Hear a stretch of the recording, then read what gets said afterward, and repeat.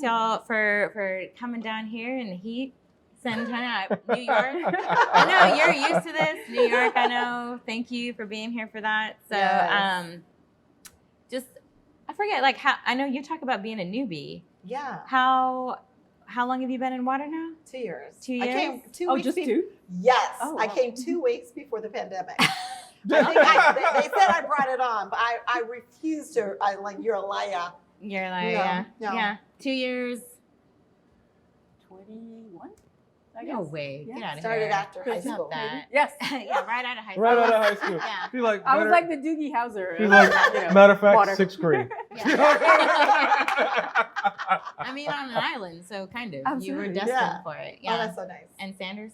Yeah, like 21, 22. Nice. Wow. I think I'm like 15, so you're in the Newbie. you're the newbie. You're the baby of the group. Yeah. Yeah. All right, so no pressure, but let's say if you think about your job that you currently have now, if there was a movie made about your job position that you have, think of like the movie poster. You know, movie posters, they get one sentence that describes the movie you're about to see. What would that one sentence about your job say on that movie poster? What type of movie is it? Is it a It's comedy? whatever. Is it a drama? Is it a horror movie? It's whatever. I mean, it's on you. It's whatever kind of movie you want it to be. But like, what would that one just sentence be that would describe the movie of your job? For me, it's Splash because I'm always trying to make impact. Okay. You know, trying to do something different and trying to disrupt what is comfortable for everybody. So Splash. Nice. So I gave her a sentence. She gave me a word. So no pressure or anything like that. I'm going to keep it simple. Because I teach, I'm going to say adventures in education. Ooh. Oh. Okay. Okay. I would say for my job and why I like it, it's essentially whatever I want it to be. So any day I show up, it's really different, but I also get to do a lot of things that Yeah. are totally different from what I thought it was going to be when I started. Yeah. So. Yeah. That's true. I can imagine that fits you. I can't imagine you being something where they No. were very prescriptive. Yeah, and no, that doesn't work for me. She's not going in. She ain't going in a box. Yeah. Where Yeah. is the box? Exactly. So it's been really cool just getting to sit here and listen to y'all talk about just different backgrounds, different origin stories. Yeah. But thinking about the work that you do and taking it back, what do you think it is about your upbringing that makes you so passionate about the work you do now? So where do those bridges lie between your upbringing and your passions now? Me? I feel like you're ready. Look, I started this diversity journey on the road from Selma to Montgomery, Alabama. I know I'm dating myself, but I was a young baby in the march from Selma to Montgomery. Stop. I am not kidding. I've seen the picture. Right. I've seen the picture. I am being carried by my father. My mom is holding a picket sign, a little child shall lead them. I'm this very light-skinned little baby being held by darker skinned parents. And it was pretty tumultuous during that time. And that mantra of a little child shall lead them and how people were fighting for their voting rights and fighting for all people, not just people of different races, but any type of civil rights. That's what it's for, is really the foundation of everything. It's like, I did not choose this line of work. This line of work chose me. Yes. I loved it too. I don't want to.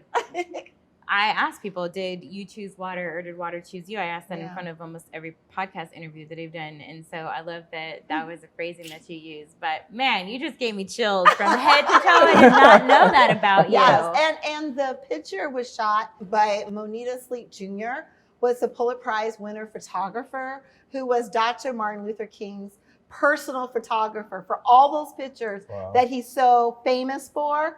That's who shot that photo, and it was featured in the Jet magazine. That's cool. And so that is now like blown up in my house in an ebony like frame. It's like, if my house is burning down, I'm taking a picture. That's what Hey, awesome. I mean, I would too. I get that. Oh my gosh. Yeah. What about y'all? Nothing so fancy. Mine was sort of selfishly. My mom used to work, she had her clinic on the beach. Nice. Well, just short from the beach. And then, when we used to, on Saturdays and Sundays, when she would work half day, then after that, we'd go to the beach. Oh, nice. And so I spent a lot of my time on the beach. And, with pollution sort of on the island where I grew up in Barbados, you would notice that the beaches were kind of shrinking. And so asking a lot of questions about why that was, it was, because of pollution and the cruise ships sort of putting their waste out into the sea that was kind of damaging the coral reefs. Yeah.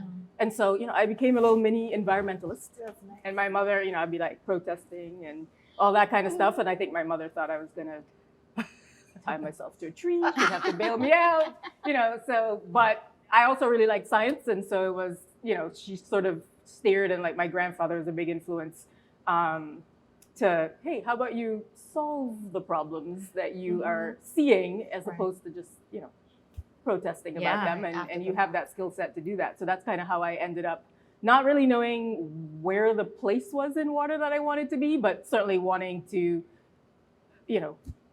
save the water that I spent all the time on as I grew up. So that's how I got into it.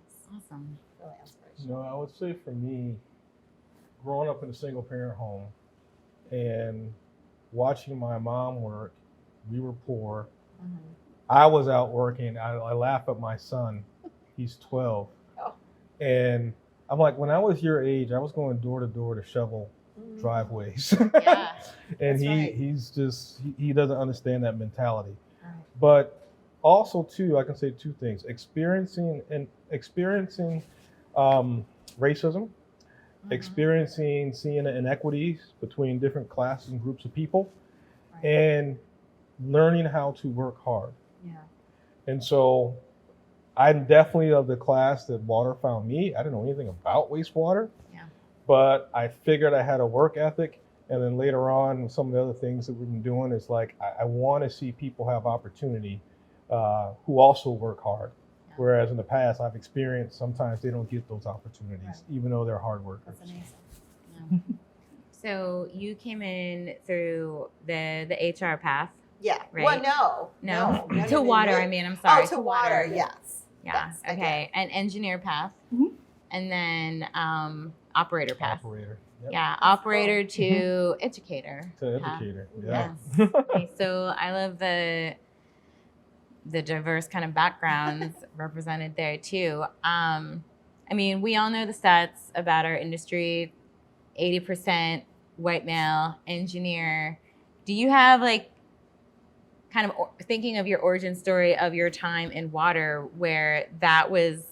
I remember specifically for me when I first started in water, I worked for a small public works department in a small municipality, and I went to a Public Works Week event for the region, and I walked in and I was one of maybe 2 or 3 other females.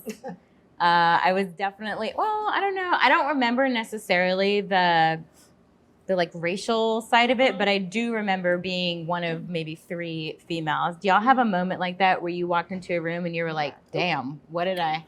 So mine was the opposite. Okay. I worked my first plant I worked at, we had 5 or 6 people, but there was 3 black guys and a black woman.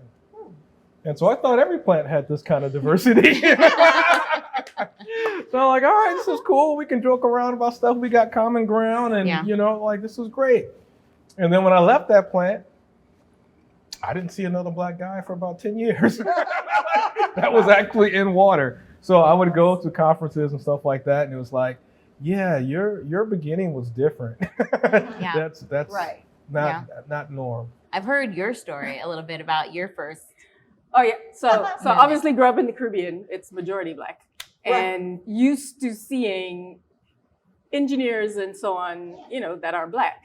And I went to university, McGill in Montreal, which was fairly international and diverse. And then I showed up at work. And I was like, oh, so this is America. And then I went to my first conference, which is a WEF member association conference in New England. And I almost walked out because I kind of walked in and I saw who was there and I was like, I don't know these people. Yeah. And, it kind of signaled like, I was like, did I just choose the wrong job, right? Is there any place that I can go? Because I wasn't really seeing anybody at this conference that looked remotely like anybody I grew up with or that reflected me, I guess. And so, yeah, I had to like talk myself into like crossing the threshold and going through the conference, which, you know, turned out to really sort of be really important for my career. I mean, there's just no way that my career is the same if I do not take that step to go into that conference and engage with that member association and then engage with WEF and things like that. It just doesn't. But like, there was this moment of like, oh my God, what did I do? Yeah. And, you know, when you say that never changes, because most of the rooms that I've ever been in, you know, in a lot of the firms, a lot of the spaces, it is that you are the only one. Right. Yeah, for sure. And your 2 years, I mean, what was that? Yeah. So Pandemic too coming into it. yeah, I actually, when I think about where to work, I look at the leadership. And so one of the questions David Gaddis, our CEO of DC Water, asked me, how do you know when you're doing diversity well? I said, when it's diverse at the top of the house. And at the time, there was only one senior leader, a female leader at the time.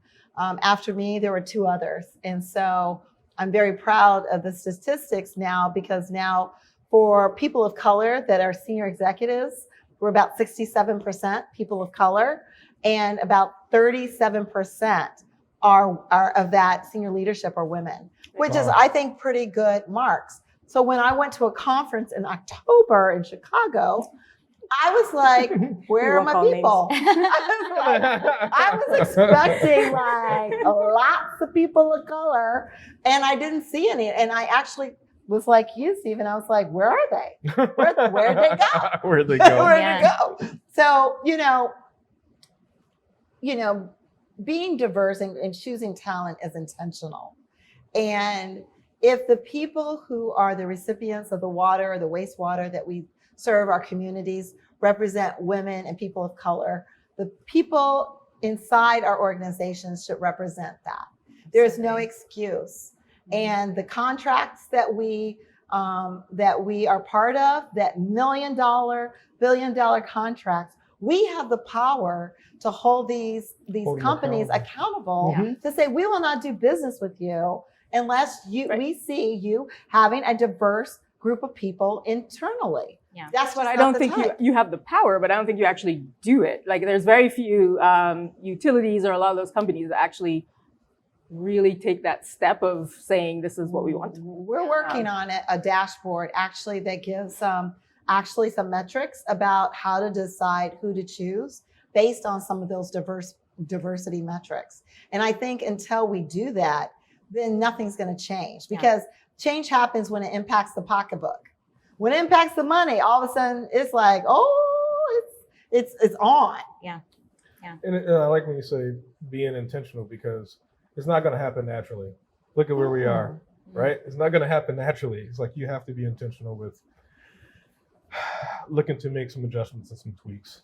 Or it's going to happen on surface level with we're checking boxes and we're not really, there you go. We're not really doing anything, but from the outside externally it does, because we are checking those boxes. Yeah. But there's that piece, but there's also, to me, the piece that's equally, if not more important in this industry. We talk a lot about workforce. We talk a lot about attracting folks. I want you to talk more about inflow in just a second, but just like taking it personal level though, there is a lot of conversation in the industry that happens around making our utilities more representative of the communities that they serve. And obviously right now they do not.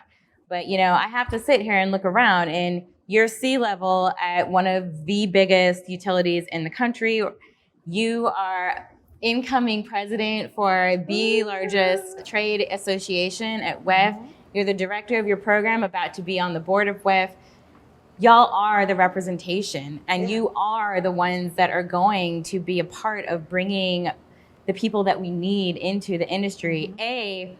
What does that mean for you in terms of not only bringing people into our industry, but what that means for just social justice in general, and bringing, like, creating that change where you are that in real life? It's hugely important. I mean, I think it's important for people. I mean, you know, when we were doing inflow, and you said we'll talk about it in a little bit, you know, someone had noted. Say more about it now. Yeah. But it was, you know, you cannot be what you cannot see. Right. And so, you know, as I was kind of, once I got to a certain level, even within my firm, and this is, you know, if you look at any consulting firm, it's essentially like that. It was always, I look around and I'm like, I'm always the first sort of Black female that's at that level. Yeah. And with each step, that has always been the case. And I look around, there's not very many. And so I feel it's incredibly important. I don't want to be the only one. Yeah. And I certainly don't want to like get this far and then there's nobody behind me. So I think it's really important for us to be seen, for folks to come in.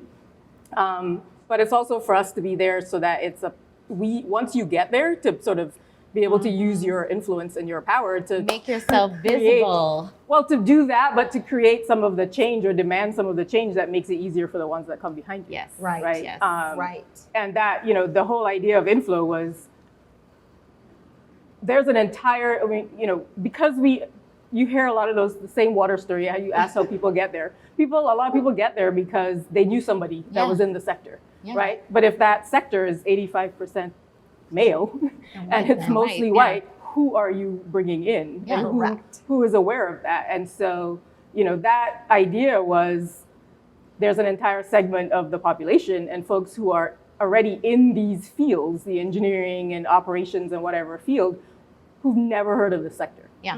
Who don't know anyone in the sector. And so it was really bringing them to WEF Tech and making sure that they were exposed to as many facets of the field as possible and as many people as possible, so that they knew it existed and there was an option and that they had those contacts to get in. But more importantly, once they were here, they had those contacts that they could maintain so that they could stay, right? Because it's hard to stay. You know, and when we look at our work, you know, even within Arcadis that we've been doing a lot of this DE&I work, the recruiting is actually the easy part. It's the part that we're doing pretty well in. It is hard to keep them. Right. Past 5 years, it's like that, right? Wow. So that is the hard part.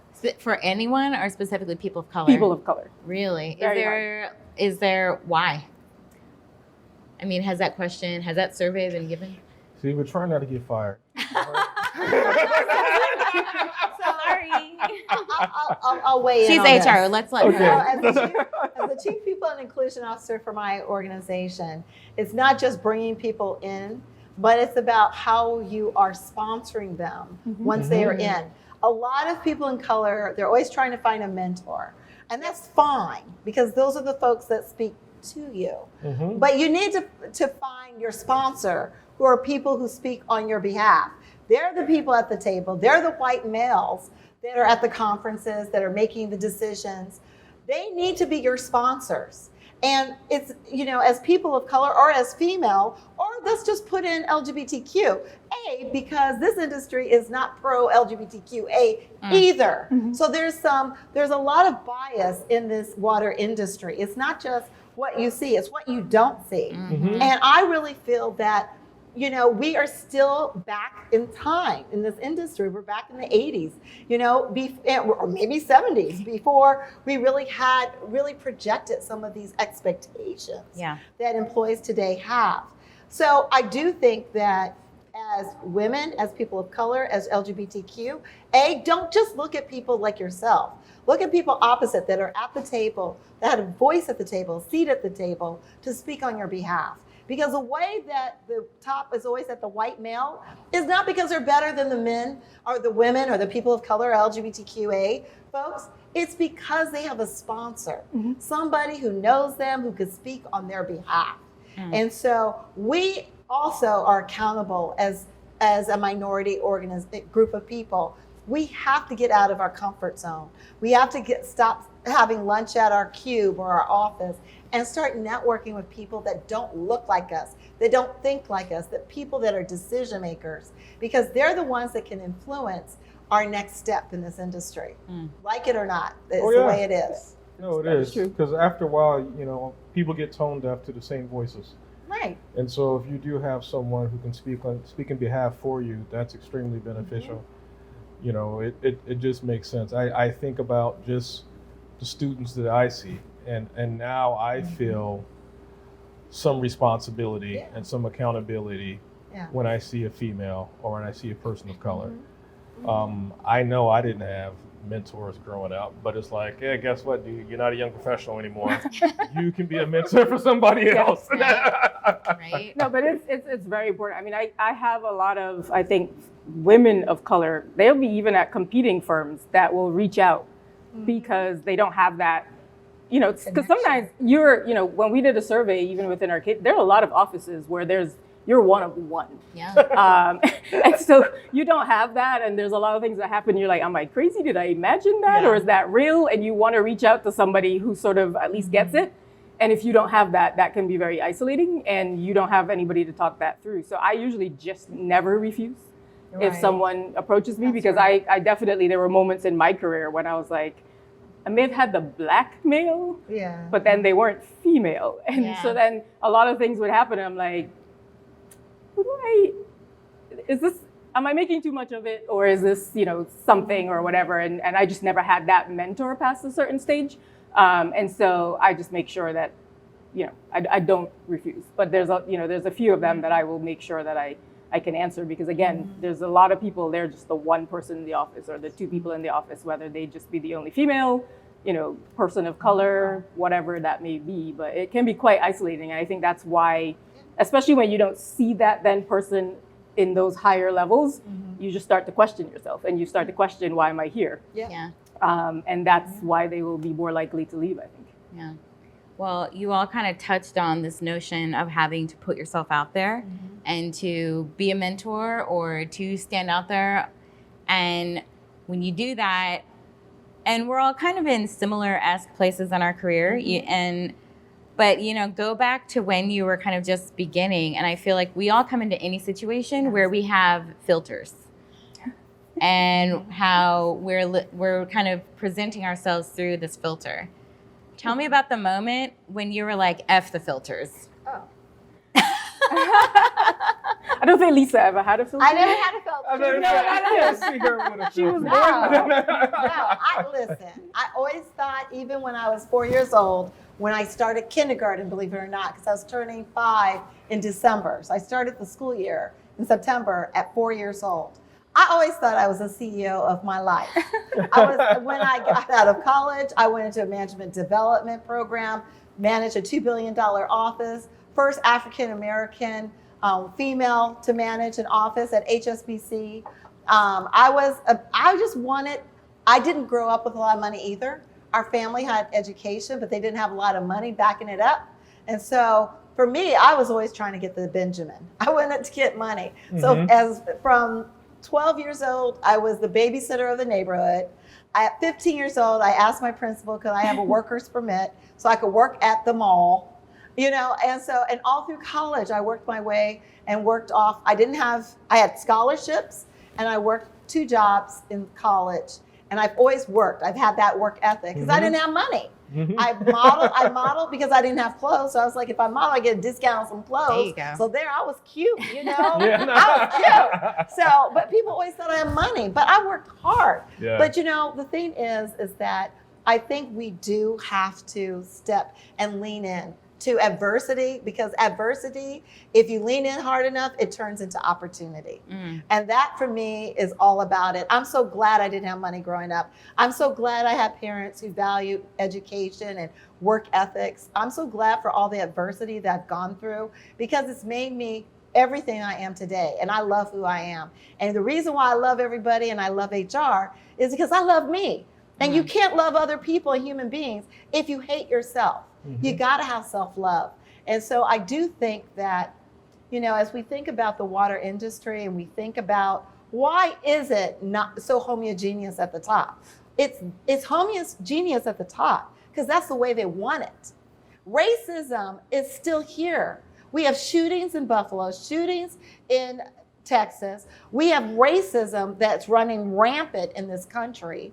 And I believe, and the water industry is not exempt from racism, okay? Because DC, the people that we brought in, that David Gaddis brought in, weren't from DC. He brought some person over from New Zealand. He brought another girl from Atlanta, Georgia. He brought, so I'm from Virginia. So he brought a diverse group of people. He went out to get them. Like you said, Stephen, it has to be intentional. Well, we know Lisa doesn't have filters ever.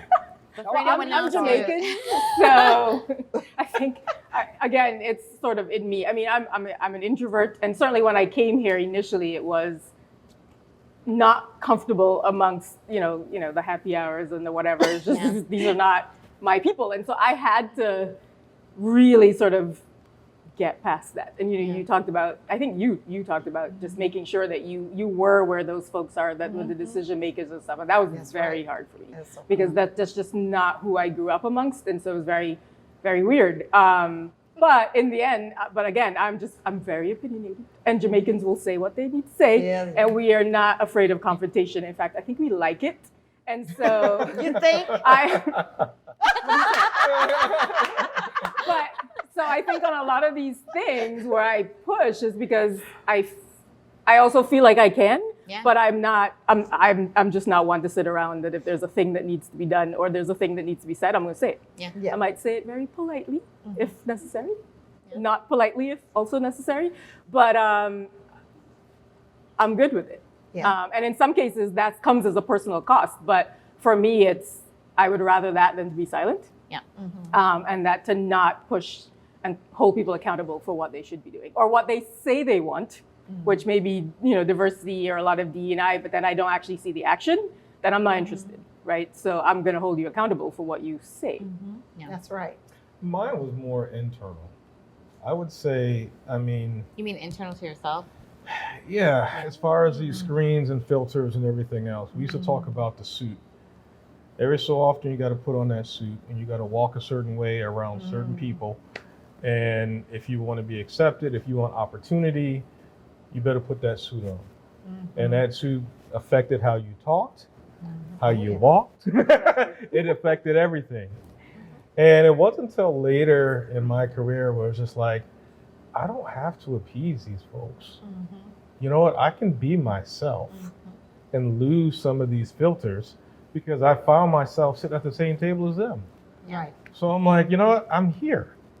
I am here. So it's like I can lose some of those filters. But it was I remember quite a bit having to put the suit on. And it took some... But it's a fancy suit. It's a fancy It is suit. a fancy fancily put together suit.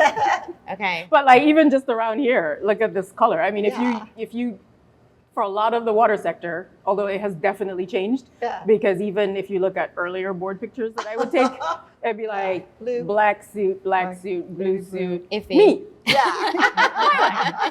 But then you see how a lot of people are that way. And I've even, in terms of talking with some, women, they're like, in my office, they look at me weird if I come in something that's not that. And they're like, I'm not a khaki, white shirt, whatever kind of person. Khaki and blue is the other big one. But yeah, I'm like, this is me. You're just gonna have to deal with it.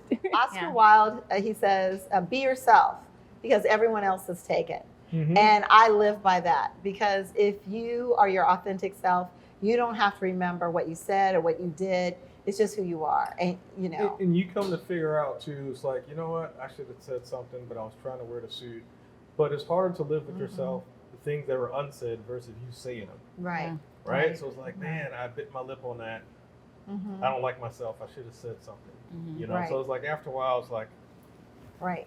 Yeah. No, it's true. the suit comes off. Good for you.